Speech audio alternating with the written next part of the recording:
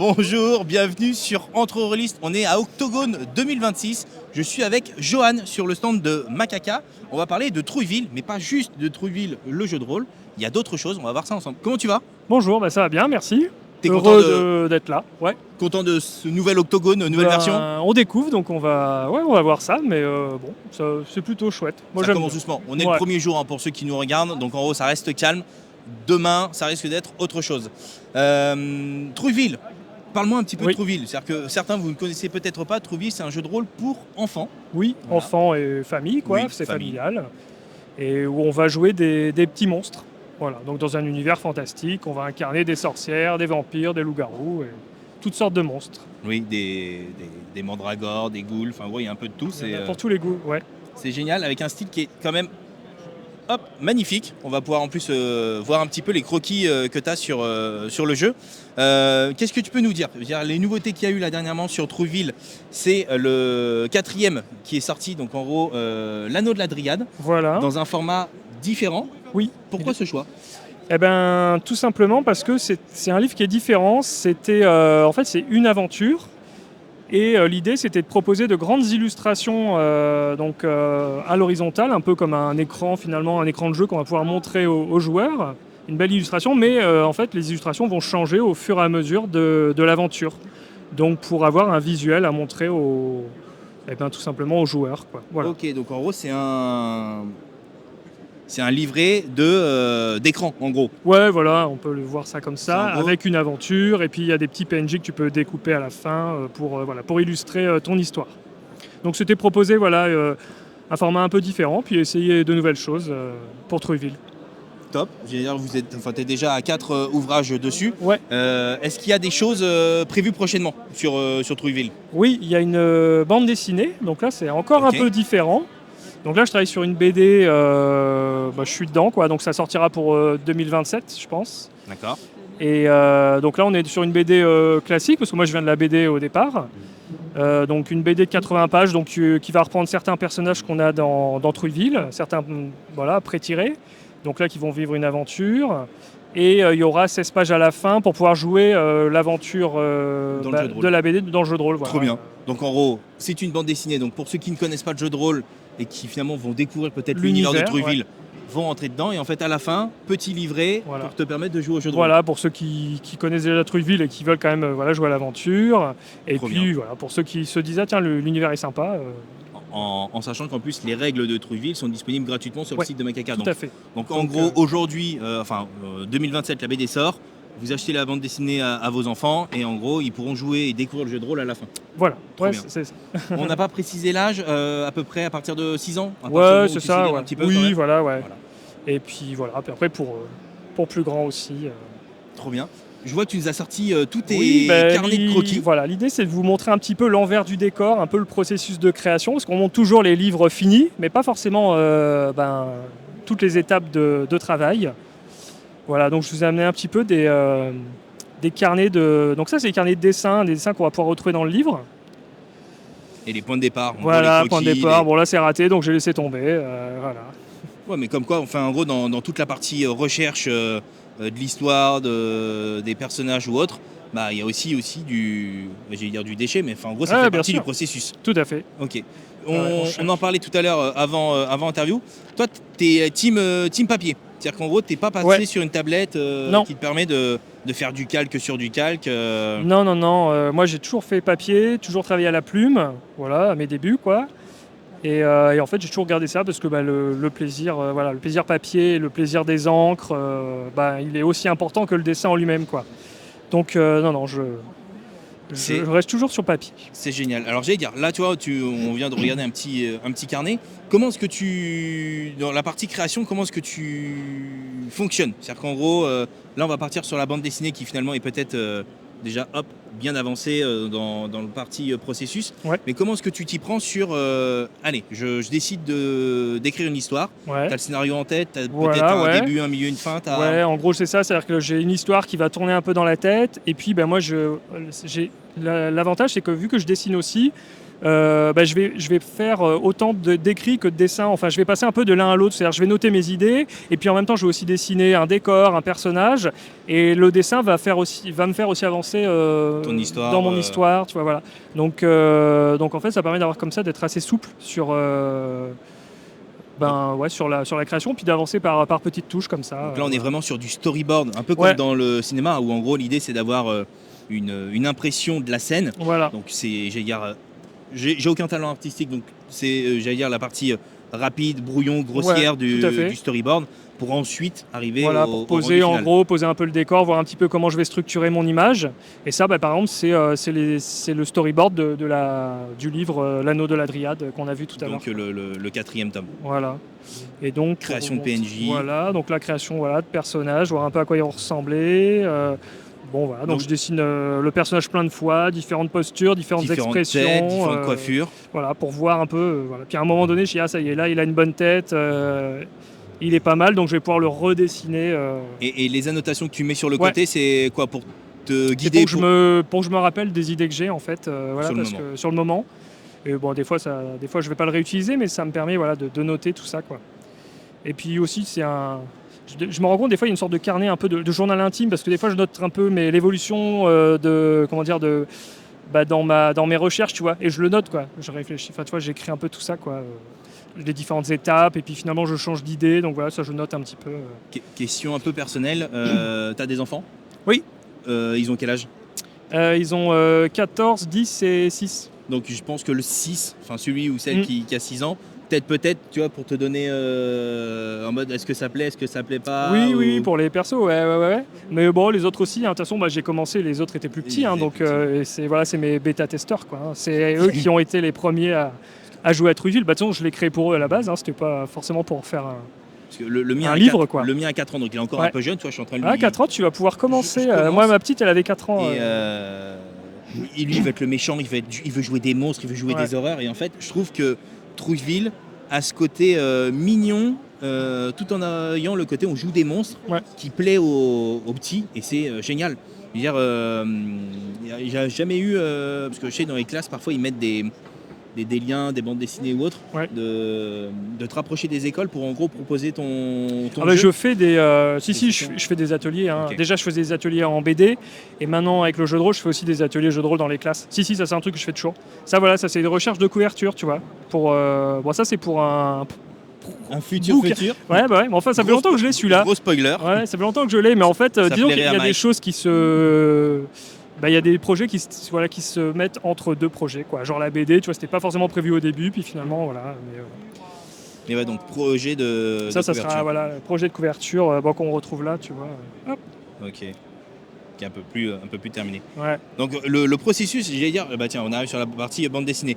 Ça permet en plus de montrer, j'allais dire, la partie processus de création, c'est-à-dire pour tous ceux qui peuvent regarder cette vidéo, qui ont une âme d'artiste ou qui ont envie de créer. En gros, il y a quand même une grosse partie de crayonnage, de recherche, avant d'arriver finalement à ce résultat. Qu'est-ce que tu pourrais dire à ces personnes-là pour les rassurer? Qu'il ne faut pas avoir peur de se tromper et puis de refaire, quoi. Hein. De toute façon, c'est un travail qui prend des mois. Et puis que des fois, il va y avoir une idée de départ, puis finalement, qui ne sera pas forcément l'idée au final, quoi, qui va évoluer. Mais qu'en fait, moi, je conseille de faire, d'essayer, de faire. Et puis en fait, au fur et à mesure, il y a des choses qui se débloquent. Et puis, il ne faut pas hésiter quand il y a un truc... quand on est bloqué, quoi, faut laisser reposer. Moi, souvent, j'ai plusieurs projets en même temps. Et puis quand il y en a un où je vois que je suis un peu arrivé au bout là, de mes idées, quoi, je le mets de côté pendant des fois plusieurs semaines, plusieurs mois. Et puis à un moment donné, il va ressortir parce que tiens, il y a un nouvel élément qui m'a donné une nouvelle idée. Et tu reviens sur le croquis. Et je reviens dessus. Puis en fait, après, pendant des semaines, je retravaille dessus. Je dessine plein de trucs, j'écris plein de trucs. Et il y a des projets comme ça qui peuvent rester dans les cartons pendant des années, quoi. Mais ça ne veut pas dire qu'ils sont morts, c'est juste que ça avance pas toujours au même... Et la partie processus de création, je veux dire, quelles sont tes inspirations? Où est-ce que tu vas piocher ces idées? Est-ce que finalement c'est des moments de vie qui finalement te donnent des idées? Genre, je prends encore tes enfants d'exemple, genre tu les emmènes au parc et en gros il y a des choses qui se passent à ce moment-là et puis en gros ça te donne des idées, ou c'est Ça te vient pendant que tu dors? C'est un peu tout ça en fait. Ok. C'est un peu tout, c'est-à-dire effectivement des moments de vie, clairement, ça peut t'inspirer. Parce que pareil, ça va faire écho dans des idées que tu peux déjà avoir. Et d'un coup, ça se débloque. Tu vois, j'avais eu une idée par exemple, elle m'est venue quand j'ai fait une petite rando autour de chez moi. Ah, d'un coup, j'ai eu un flash, quoi. Et puis je suis rentré, j'ai gratté pendant des heures là-dessus, quoi. Et tu as un outil pour ces prises de notes? Tu as quelque chose que tu utilises pour t'organiser justement Non, j'ai mes carnets en fait. En fait, chaque carnet, c'est un projet différent, c'est un univers différent, quoi. Voilà. À mes débuts, je mélangeais tout, mais en fait, après, pour s'y retrouver, c'est impossible. Donc j'ai des carnets. En plus, j'adore les carnets, donc j'en achète, j'en ai plein. J'ai un stock de carnets qui est en attente. Et donc, dès que j'ai une nouvelle idée, je prends un nouveau carnet, je commence à gratter. Bon, des fois, je vais écrire 3 pages et puis ça va dormir. Mais des fois, c'est parti, quoi. Voilà. Et puis après, il y a bien sûr l'inspiration qui vient de mes lectures, que ce soit BD, roman, jeu de rôle. Tu es sur quoi en jeu de rôle Sur quoi je joue en ce moment? Par exemple, pour voir un petit peu les. Là, je joue à inspi. Horror Arkham en ce moment, Ok. le jeu de rôle. Avec un groupe de. Voilà. En plus, c'était sympa, c'est avec un groupe de personnes qui jouaient pas au jeu de rôle à la base. On se régale. Et après, avec mes enfants, à quoi on joue ensemble? En fait, on fait plein de jeux avec les petits. Des fois, on fait du Abstract Donjon. On fait du Forbidden Lands. On fait pas mal de trucs de fantasy quand même, ils aiment bien. Pas mal quand même déjà. Et Forbidden le grand- Lands. Après, Ouais. ils sont plus grands, peut-être tu me Ouais, diras, mais le grand, il a envie de se mettre à Mutant Year Zero. Tu vois, on aime bien le. très bon choix. Moi, j'aime beaucoup Tale from the Loop aussi. Voilà. Très bon système en général. Ouais, de toute façon. j'adore. J'aime bien parce qu'il est simple. C'est vrai, on est d'accord, ça joue très facilement. Ça joue très bien, quoi. Là, tu vois, on est en train vraiment de voir toute la partie cachée du travail, comment tu crayonnes, comment est-ce que tu réfléchis. Aujourd'hui, 2026, on est dans une ère qui est quand même envahie par l'IA. Ouais. Comment est-ce que tu vois la chose, toi, aujourd'hui, illustrateur, dessinateur depuis maintenant de nombreuses années, où en gros, tu vois des ordinateurs arriver, et voire même des créateurs, parce qu'on a aussi ça qui arrive, qui finalement peuvent te générer un travail comme tu viens de le faire toi en plusieurs mois, plusieurs années, qui te génère ça en 3 clics. Ouais. C'est dur. En fait, c'est dur. Je pense qu'on n'a pas encore le recul nécessaire actuellement pour voir l'impact que ça va avoir sur notre profession, sur notre hobby, sur à quoi va ressembler le monde après. Le monde du livre dans quelques années, quoi. C'est parce que ça va super vite.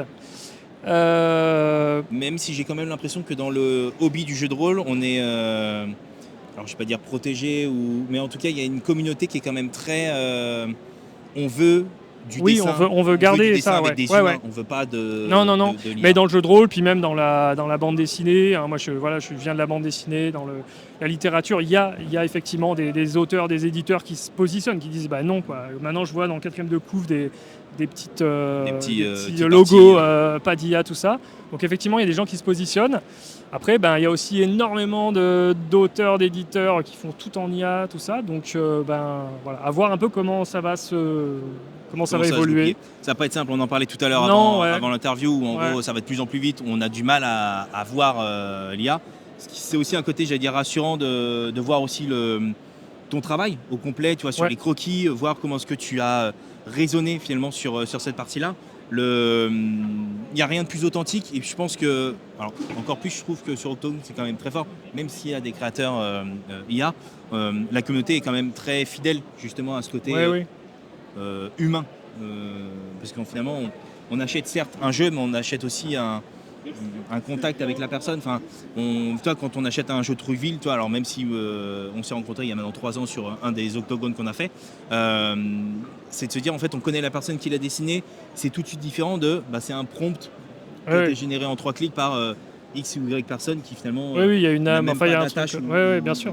Ou d'impact humain derrière, quoi. Mais je pense que ça va effectivement se scinder en deux, quoi. Tu vas avoir toute une partie, effectivement les auteurs et puis les gens qui vont suivre des auteurs, et il va y avoir toute une littérature, que ce soit BD, jeu de rôle, roman, qui va être, on va dire, authentique, quoi. Ouais. Et tout un truc très grand public, je pense, qui sera IA et qui va déferler comme ça. Ça va être deux univers différents. On le voit dans beaucoup de domaines. Là, on parle de la bande dessinée ou de l'illustration. Tu as la même chose avec le cinéma, où en gros, là, il y a le Festival de Cannes en ce moment, où il y a un film qui a été présenté full IA, et ça montre aussi que les maisons de production se disent on peut faire des économies, mais le public n'aime pas. Donc en gros, ils se retrouvent partagés en disant on veut faire des économies, mais le public n'aime pas, donc en gros, on fait comment? Donc ouais, on est sur une transition. Et de toute façon, ça va dépendre effectivement du public, quoi. Voir comment les gens se positionnent et ce que ça. Voilà. De toute façon, l'IA, c'est juste pour faire du pognon. Hein. Voilà, c'est comment faire de l'argent le plus vite possible. Ça n'a pas été utilisé à bon escient. Enfin, non. Donc, on parle de l'IA générative. Oui, bien sûr. Voilà, Mais bon, effectivement, s'ils voient que derrière, ça engendre pas autant d'argent que ça, bon, peut-être ça va. Voilà. Bon, mais c'est dur de savoir pour l'instant. Non, c'est pas simple. En tout cas, toi, tu as des beaux projets qui arrivent, la bande dessinée. Ouais. Est-ce qu'il y a d'autres choses dans tes carnets qui sont cachés chez toi, peut-être même, j'allais dire, des idées que tu as en tête sur la suite de Trouille ou peut-être Ouais, Trouilleville. Oui, alors il y a un autre univers. Alors, on va sur Trouilleville pour l'instant. Là, je suis en train de développer un jeu de cartes sur Trouilleville. Donc, l'idée, c'est de proposer 5 nouvelles aventures, donc comme un scénario de Trouilleville, mais sous forme de cartes. Donc des cartes plus grandes que le format tarot, avec d'un côté donc une belle illustration à montrer aux joueurs, un peu finalement ça reprend un peu l'idée du livre avec les illustrations, et de l'autre le texte pour le MJ, quoi. Et voilà, et ça sous forme de cartes, donc carte avec un petit socle, tu pourras poser ta carte et voilà, puis des petites cartes de PNJ. Ouais, voilà. Okay. Donc j'avais envie d'essayer ce format-là, et puis après j'aimerais écrire une campagne pour Trouilleville. Ok. Donc voilà, un bouquin avec que des aventures qui vont se suivre. Et puis il y aura on a vu un peu la couverture tout à l'heure, mais explorer une nouvelle région qui sera une région maritime, quoi. Avec on va jouer il y aura des trolls, des pirates, voilà. Et puis il y aura un côté un peu mythologie grecque, voilà. Et après dans d'autres projets, donc après Trouilleville ou en parallèle si j'ai le temps, ça sera un jeu. Donc pour l'instant ça s'appelle Fable Ronce. Donc ça serait Macaca aussi, et c'est un jeu dans l'univers des contes. D'accord. Donc on va jouer un personnage de conte, donc bien sûr les contes un peu détournés. Et inspiration Broken Tales peut-être. Ouais, mais plus light. Plus léger. Plus léger moins pour les sombre, enfants, plus léger. Ouais, on sera quand même toujours dans un truc pour tout public, quoi. Mais voilà, des contes détournés. Parce que c'est un truc que j'ai toujours aimé, quoi, les contes, même en BD. Et puis, en gros, tu as aussi on peut aller loin. Détourner un peu, tu en peux fait, vraiment il y a vraiment un terreau hyper. On a des milliers de personnages, des milliers de lieux, on peut faire vraiment plein de choses, quoi. Et de toute façon, moi déjà les contes, je les utilise dans Trouilleville, tu vois, c'est déjà une source d'inspiration très forte, quoi. Et on voit bien le work in progress. Ouais, voilà, là c'est en. Non, mais tu t'es projeté déjà, tu vois, t'as fait toutes les pages. J'ai fait les pages pour voir. En fait, c'est ce qu'on appelle un chemin de fer, quoi. Ça me permet déjà de voir le nombre de pages et puis ce que je vais y mettre, quoi.